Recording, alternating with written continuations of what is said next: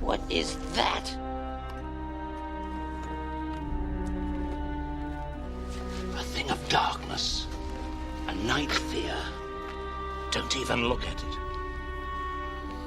That face, it's horrible. Where does it come from? A long way away, on a rock at the edge of the world, lived a woman with terrible claws, wings of bronze, and breath as foul as corpses. Her hair was a nest of poisonous snakes, hissing, alive. Catch her stare, and she could turn you to stone. Her name was Méduse, the Gorgone. Imagine her looking away, and then starting to turn towards you, slowly, slowly. Shall we turn and look at them, sisters? And the boy sent to kill her came out of the same shadows that spawned her. And his birth was first foretold in a cave as dark as this place. His name was Persée.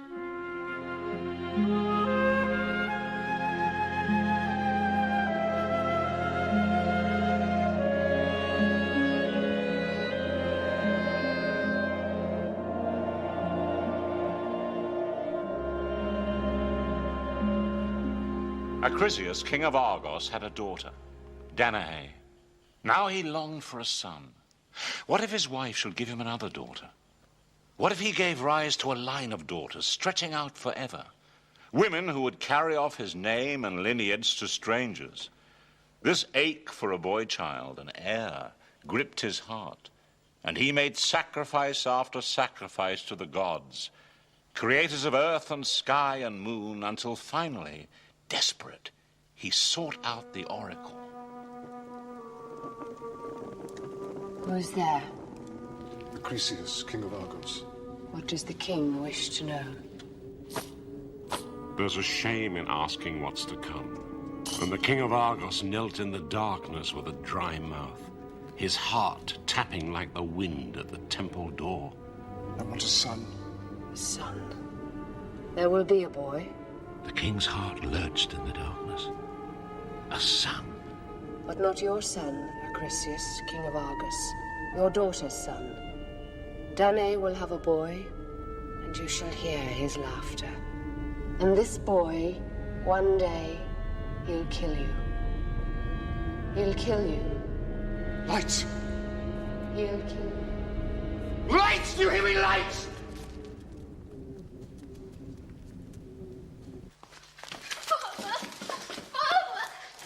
Nothing now for both of us. No sons, no laughter, no joy, nothing but silences and funerals and things that might have been.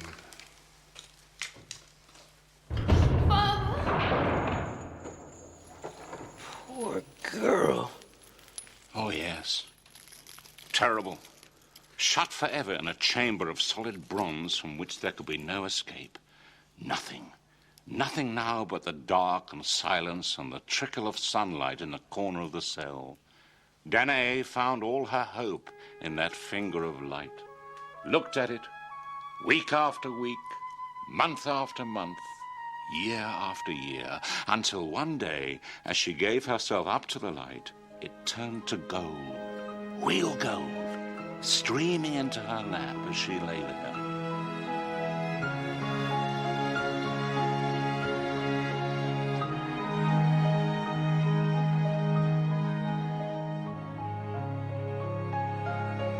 What was it? It was Zeus, lord of all gods. What was he doing? Fulfilling the oracle. Oh, so that's how it's done. Oh no, a baby. How awful. Was it a boy? Did it kill its grandfather? Did it have a poisoned rattle or something? It was a boy, Persée, born in darkness and secret. A boy whose fate awaited him at the end of the world on a sea-lashed rock. I smell a man born of a god. Sisters, smell the air. Stare him out, sisters. Give him the sad eye. Years passed, and all Perseus knew was the room, the sweet touch of his mother and her stories, and the quiet unraveling of day after day. What's the world like? Not like this. What's this then? A prison. I thought it was the world. When Perseus was 6 years old, Danae made for him a sword from wood, pulled from her bed and smoothed on the stone floor. When she placed it in his hands, the little boy just stood there, his pale eyes troubled. You fight with it. You fight monsters with it. A long way away on a rock at the edge of the world lives a woman with terrible claws, wings of bronze and breath as foul as corpses. Her hair is a nest of poisonous snakes, alive and hissing. Catch her eyes, and she'll turn you to stone.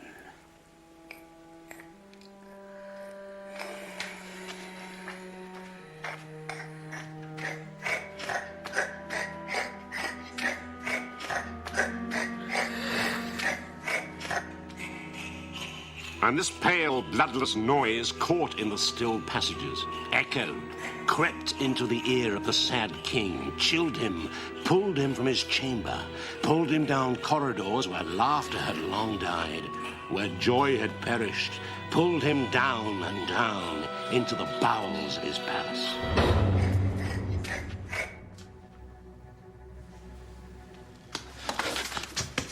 Don't kill him. Please. Please don't kill my boy.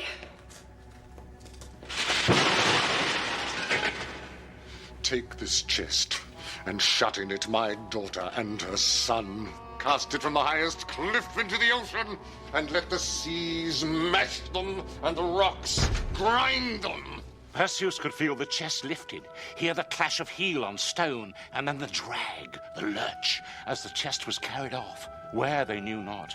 And then cold, sharp, salt air seeping into the wood. He clung in silence to his silent mother. He must have been frightened. Imagine suddenly a heave, and then the world dropping from the pit of your stomach. The fall, the forever fall, the plunge, turning over and over, clinging together. And then the smash of wood on water and the wetness forcing in. That's terrible. They just drowned? They should have drowned. They dreamed they drowned. But then they woke, and they were still there. Still locked in the dark, but now the dark moved them from side to side, rocked them. They floated. They floated, pulled by currents, tugged by tides. How long this lasted, who knows? There were no days or nights, only drifting in and out of sleep, on and on. Until, from nowhere, out of nothing, suddenly there was light. Light! More light than Perseus had ever known. And into the light, a face, and it was smiling. Look what the sea brought us. Look.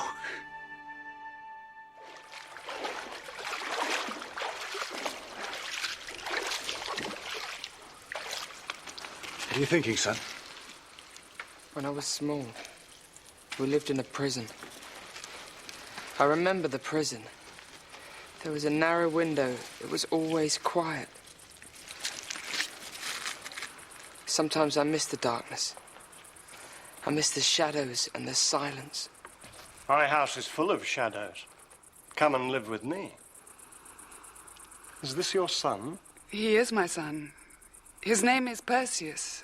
And where's his father? Dictys, is this your son? He has no father. Oh. A boy needs a father.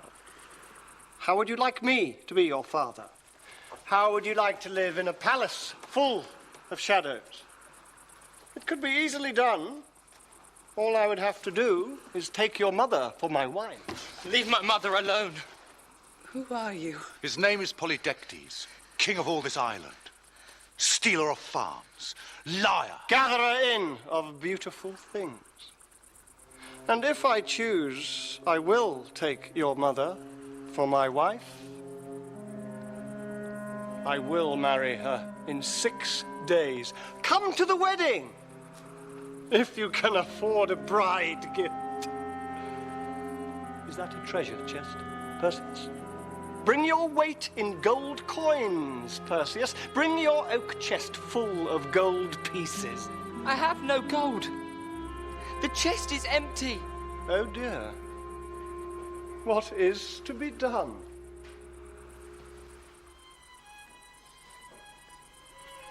A long way away on a rock at the edge of the world lives a woman whose hair is a nest of poisonous snakes. Catch her eye and she'll turn you to stone. I'll bring you something better than gold. I'll bring you the head of the Gorgone. Really? The head of the Gorgone. Marvelous. What a marvelous wedding gift. I shall bring you Medusa, and there will be no wedding. Somebody called my name. Sisters, we must keep watch. Look to the east.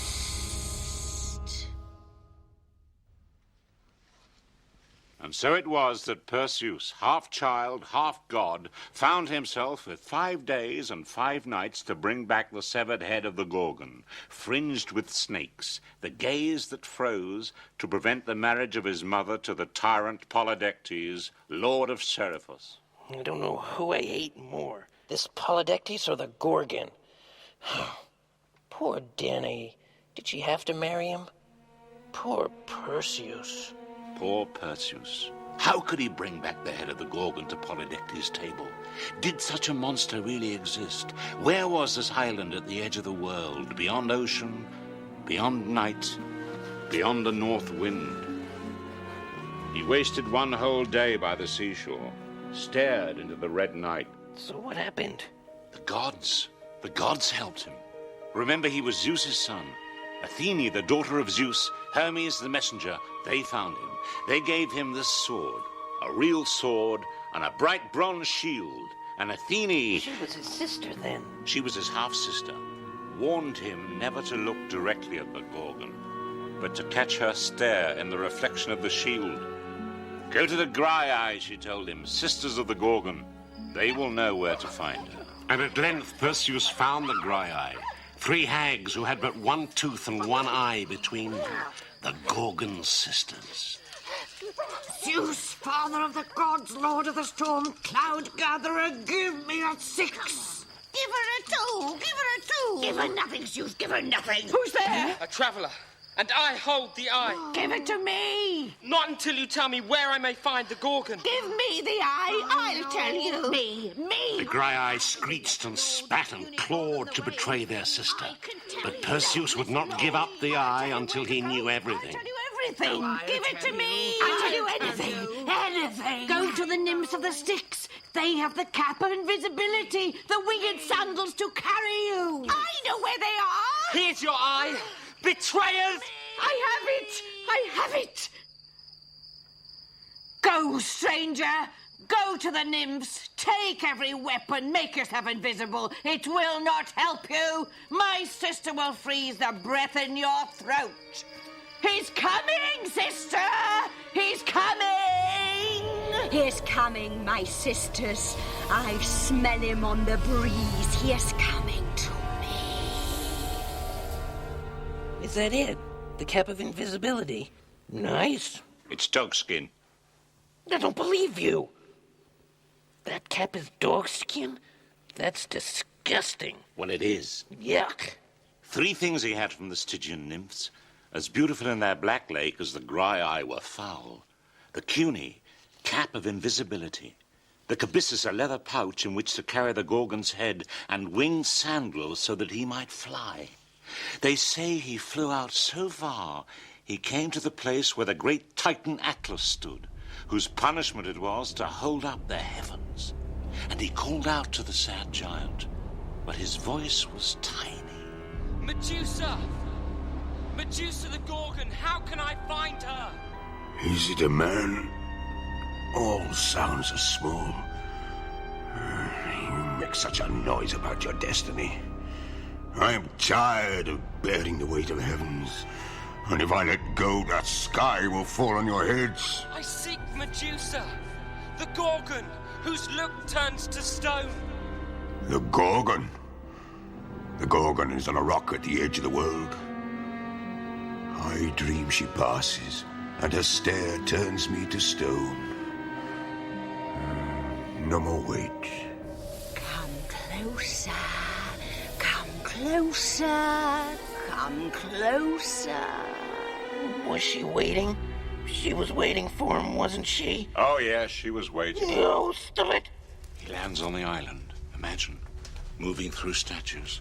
Through people the Gorgone has frozen to stone. And he's wearing his cap and he's clutching his sword. But none of those things seem to help him. He's invisible, but he's sure she can see him. She can smell him. He's frightened. So frightened. Straight reflection. He's here, sisters, he's come. The man who seeks us is here. Wake, sisters, wake! Why won't you show yourself, stranger? Are you frightened? Where are you? I can't see you. He wants to look at her, wants to turn. The voice tempting him to turn. She can't see him, but her voice can charm him. He's invisible, but if he looks at her, he's finished. I like to be looked at. And I like to look too. Where are you? Look into my eyes. There's a world in my eyes. Where are you, stranger? Why don't you look at me? I like to be looked at. Can you see me?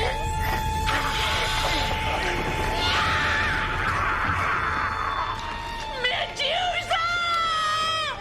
Oh, sister!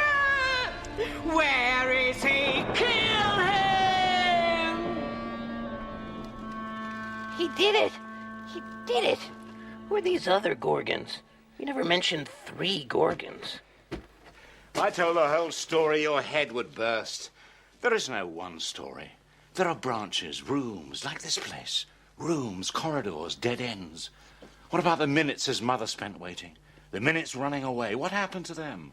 Or Dictys, his family broken on a whim? Or Acrisius the king, haunted, whose sleep is always fitful, who cannot forget the oracle?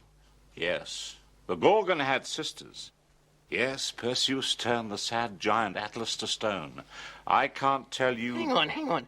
He turned Atlas to stone? He flew past Atlas, took pity on the poor giant, showed him the sad eye, let him sleep the long sleep of a mountain.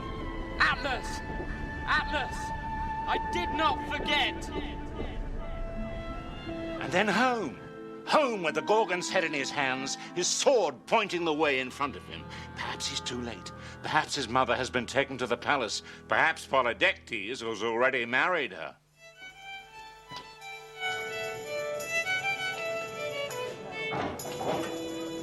Who's this? Don't you know me, Polydectes? Perseus? Let her go!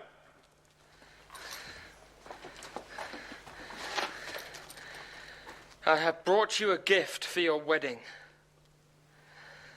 Would you look on it?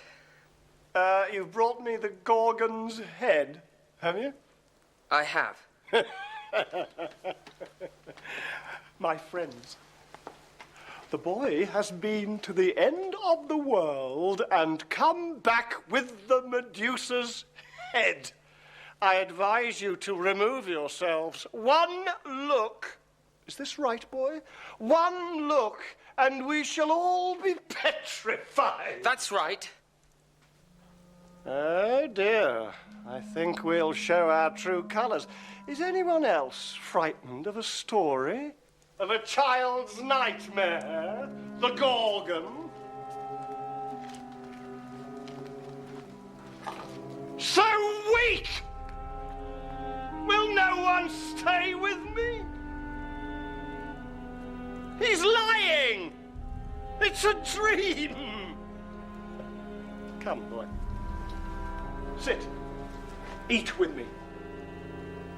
I dreamed of dark. I dreamed of light. I dreamed I was a king. I dreamed I was a god's son. I dreamed your limbs grew heavy and your blood turned to sand. And I dreamed you cried out. He turned him to stone? Ha! Good. So the oracle was wrong. What? Chryseis. The oracle said Perseus would kill his grandfather, and he didn't. I went to the oracle once. Never ask. You never hear what you hope for. When Danae told Perseus about his birth, about the oracle, Perseus felt compassion for Chryseis. He decided to return to Argos and promised his grandfather he would do him no harm. Good. But what does it take for an accident to happen? Imagine, after standing for 1,000 winters, this roof should suddenly give up its spirit, fall on our head. What? What is that? Chance? Fate? The god's sport? So it was with Perseus and Chryseis. The old king heard of Perseus's deeds, fled from Argos, hid from him in the narrow lanes of Larissa. Perseus travelled slowly to Argos, stopping off on the way. There was a contest at Larissa. He stopped for it, hurled the discus wild past all the others, hurled it into the sky. Watch out! Chryseis, haunted, stood in the crowd. The discus sought him out with the strength of an oracle, found him, killed him. So the oracle was true. That's terrible. Oh, yes. Oracles are true. Stories are true. There are monsters at the end of the world. There are looks that can kill. And who has not been petrified with fear? Ask Athene, warrior daughter of Zeus, weaver, maker of spiders. She will tell you the things I cannot. She will sing the praises of Perseus, the hero, father of the Argives, the Gorgone slayer.